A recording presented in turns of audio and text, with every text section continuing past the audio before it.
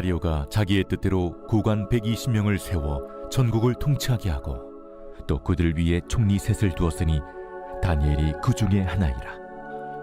이는 고관들로 총리에게 자기의 직무를 보고하게 하여 왕에게 손해가 없게 하려 함이었더라. 다니엘은 마음이 민첩하여 총리들과 고관들 위에 뛰어나므로 왕이 그를 세워 전국을 다스리게 하고자 한지라. 이에 총리들과 고관들이 국사에 대하여 다니엘을 고발할 근거를 찾고자 하였으나 아무 근거 아무 허물도 찾지 못하였으니 이는 그가 충성되어 아무 그릇됨도 없고 아무 허물도 없음이었더라. 그들이 이르되 이 다니엘은 그 하나님의 율법에서 근거를 찾지 못하면 그를 고발할 수 없으리라. 이에 총리들과 고관들이 모여 왕에게 나아가서 그에게 말하되 다리오 왕이여 만수무강하옵소서.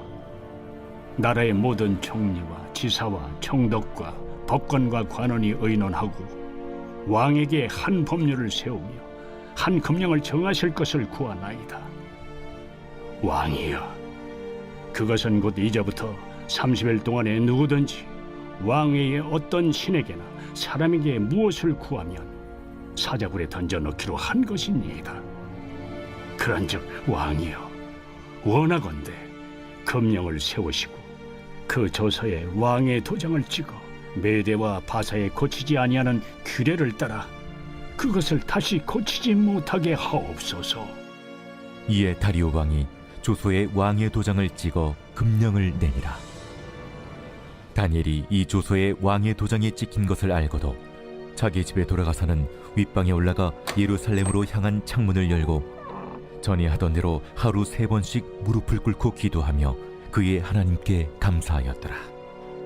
그 무리들이 모여서 다니엘이 자기 하나님 앞에 기도하며 간구하는 것을 발견하고 이에 그들이 나아가서 왕의 금령에 관하여 왕께 아뢰되 왕이여, 왕이 이미 금령에 왕의 도장을 찍어서 이제부터 30일 동안에는 누구든지 왕 외에 어떤 신에게나 사람에게 구하면 사자굴에 던져 넣기로 하지 아니하였나이까? 이 일이 확실하니 메대와 바사에 고치지 못하는 규례니라. 왕이여, 사로잡혀온 유다 자손 중에 다니엘이 왕과 왕의 도장이 찍힌 금령을 존중하지 아니하고 하루 3번씩 기도하나이다. 왕이 이 말을 듣고 그로 말미암아 심히 근심하여 다니엘을 구원하려고 마음을 쓰며 그를 건져내려고 힘을 다하다가 해가 질 때에 이르렀더라. 그 무리들이 또 모여 왕에게로 나와서 왕께 말하되 왕이여, 메대와 바사의 규례를 아시거니와 왕께서 세우신 금령과 법도는 고치지 못할 것이니이다.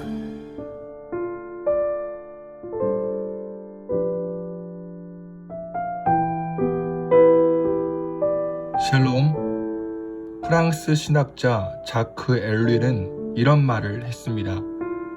모든 그리스도인은 세상 속에 있더라도 세상에 속하거나 의존하는 자가 아니다. 우린 이 땅을 디디며 살아가지만 우리의 시민권은 하늘에 있습니다. 세상 속으로 보냄받은 하나님 백성이죠. 이중 국적을 가지고 있습니다. 그렇다면 이 세상을 살아가는 주의 나라 백성은 세상 사람들에게 어떤 태도를 보여야 할까요? 먼저 범사에 신실해야 합니다.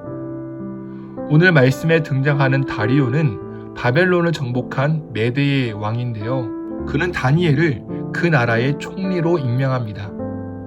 왜냐하면 다니엘이 다른 어떤 장관들보다 더 우수했거든요. 그러니 다리오는 다니엘을 매우 신뢰했고 나라의 통치자로 삼고자 합니다. 그러자 다른 총리와 장관들이 다니엘을 질투합니다. 어떻게 해서든 다니엘의 흠을 찾으려 하죠. 하지만 그들은 그에게서 어떤 것도 발견하지 못합니다. 다니엘이 임무에 충실하여 아무런 실책이나 허물이 없었기 때문이죠. 특히 3절을 보면 마음이 민첩하다고 표현합니다. 이 말은 히브리어로 루하흐 야티라입니다. 영이 탁월하다는 것은 하나님의 영이 그와 함께 했다는 것이며 그 영이 탁월했기에 왕의 신뢰를 받은 것이죠. 다니엘은 하나님과 동행했고 하나님 앞에서 살아갔습니다. 그러니 메사의 한결같은 정직함과 진실함이 드러났으며 모두가 인정할 만큼 흠 없는 삶이었던 것이죠. 두 번째, 하나님께 충성해야 합니다. 다니엘을 시기하는 자들이 함정을 팝니다. 다리오 왕에게 왕 외에 다른 신을 섬기지 못하게 하는 조서를 내리도록 간청한 것이죠. 하지만 다니엘은 그 사실을 알면서도 굽히지 않고 늘 하던 대로 집에서 창을 열고 예루살렘을 향해 기도합니다. 예루살렘 성전에 갈 수 없는 포로였으니까요. 다니엘의 신앙은 악한 계획이나 높은 권력의 위협에 흔들리지 않았습니다. 언제나 어디서나 어떤 상황이든 자신의 신앙 고백대로 살았습니다. 분명 자신에게 불이익이 있고 죽음의 위기가 있을 것을 알면서도 그는 하나님께 충성했습니다. 왜냐? 하나님의 살아계심과 전능하심을 더 알았으니까요. 사랑하는 여러분, 다니엘과 우리를 비교해 볼 때 우린 과연 마음이 민첩한가요? 하나님과 동행하는 인생을 살고 있나요? 코람데오, 하나님 보는 앞에서 살고 있나요? 또 하나님을 아는 삶을 살고 있나요? 혹시 하나님을 알면서도 감사하지 않고 하나님을 알면서도 뻔뻔하게 다른 것을 더 사랑하고 있질 않나요? 오늘 하루 다니엘처럼 하나님과 동행하는 삶 살아갑시다. 하나님을 더욱 알아가며 하나님을 더욱 사랑합시다. 이런 삶을 살 수 있는 근본적인 이유, 늘 하던 대로 기도하는 경건의 습관입니다. 여러분은 기도가 몸에 배어 있으신가요? 우리가 먹을 양식 나랏밥입니다.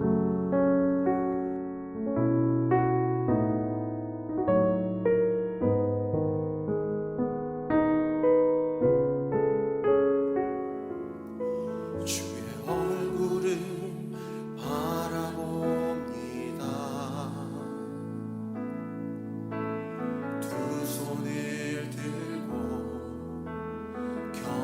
겸비함으로 하나 되어 주께 나아갑니다. 주의 은혜에 목마릅니다. 주의 음성을 사모합니다. 두려워 말라 평안하라 강건하라 강건하라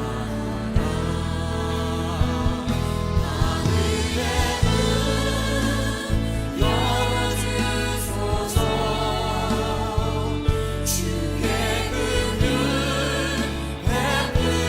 베푸시옵소서. 우리의 문을 열어 주의 보좌와 그 영광을 보게 하소서. 주 얼굴 비춰주소서. 위로의 손으로 만져주소서. 우리로 주님을 간증하는 주인공 되어 주를 사랑케 하소서.